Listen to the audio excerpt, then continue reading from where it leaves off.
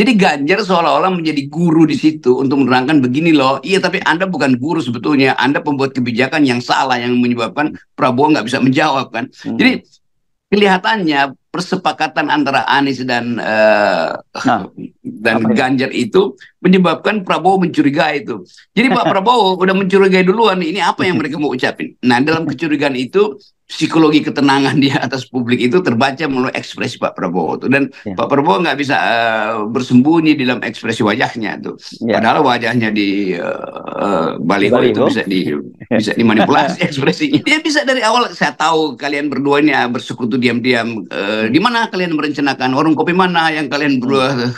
Kan itu lebih enak kan, publik langsung oh Prabowo tahu tuh apa namanya jebakan-jebakan yang dibuat. Nah Pak Prabowo nggak mampu atau tidak punya kesempatan untuk memikirkan itu. Kalau dia pikirkan dari awal dia pasti akan santai itu, dan dia akan jawab dengan tangkisan-tangkisan silat yang dia kan ketua asosiasi silat Indonesia.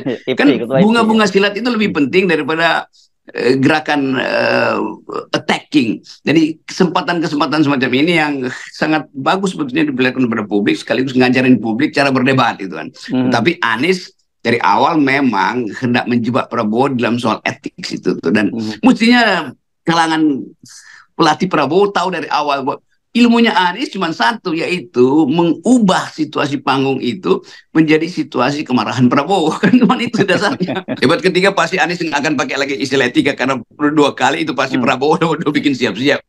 Tetapi Anies masih melihat bahwa satu-satunya cara yang nggak bisa diubah dari Prabowo adalah penampilan emosional publiknya. Dan itu nggak mungkin, karena itu karakter orang tuh. Dan Pak Prabowo bisa sangat luwes kalau lagi joget-joget, tapi jadi tegang kalau masuk dalam perdebatan tuh. Padahal Prabowo membaca teori juga tuh. Nah Ganjar tentu ya dia akan berupaya untuk nyinyir dari wajahnya tuh kalau Prabowo terjerembab. Iya. Dan ya memang betul juga. Tadi malam kalau debat pertama masih sempat joget Pak Prabowo. Tadi malam tidak sempat jogetan muncul. Yang muncul ada berkaca pinggang Pak. Nah itu gaya khas Pak Prabowo, saya kira itu ya. Nah itu kemudian disempurnakan dengan cara menolak bersalaman sebetulnya. Walaupun apa alasannya, mestinya Prabowo tinggal di panggung terus, hai Nis, mana salaman lo? Kan gampangnya begitu kan. Jadi kegelisahan itu udah muncul sehingga terbaca bahwa Prabowo tahu dia sudah dikeroyok tuh. Dan orang yang dikeroyok itu paling enak tuh, karena dia punya kesempatan untuk membalikkan. Gue dikeroyok nih, maka moral dia bisa ditumbuhkan kembali dengan menganggap bahwa ini pengeroyok tuh. Jadi kalau Pak Prabowo eksploitasi dengan satu gimmick bahwa ngapain sih ngeroyok, kan ini kan debat kan, itu publik kan berbalik pro Prabowo kan.